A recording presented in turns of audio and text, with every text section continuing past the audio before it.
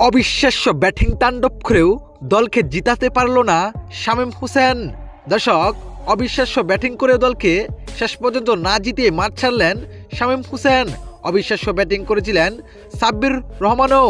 দর্শক, এদিন সিলেটের দেওয়া 173 রানের জবাবে ব্যাট করতে নেমে সাইফ হাসানকে 9 রানে হারায় এবং উসমান খানকেও হারিয়ে ফেলেন। মিটনও চলে যায় 0 রানে, নাসির করেন মাত্র 5। এরপর দুর্দান্ত পার্টনারশিপ করেন শামীম হোসেন ও সাব্বির রহমান। দুজনে মিলে দুর্দান্ত পার্টনারশিপে দলকে জয়ের বন্দরে পৌঁছানোর চেষ্টা করছিলেন, কিন্তু নাসুম আহমেদের বলে ক্যাচ আউটে সীমানার কাছে কাটা পড়েন দুর্দান্ত ব্যাট করতে থাকা সাব্বির রহমান। তবে এক প্রান্ত আগলে রেখে দুর্দান্ত ব্যাটিংয়ে এগিয়ে যাচ্ছিলেন শামীম হোসেন পাটোয়ারি।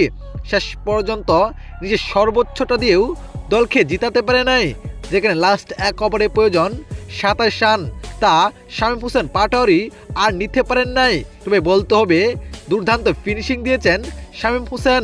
তো দর্শক, শামীম হোসেনের ব্যাটিং আপনাদের কাছে কেমন লেগেছে অবশ্যই জানাবেন আপনার মতামত এই ভিডিওর কমেন্ট বক্সে। ধন্যবাদ।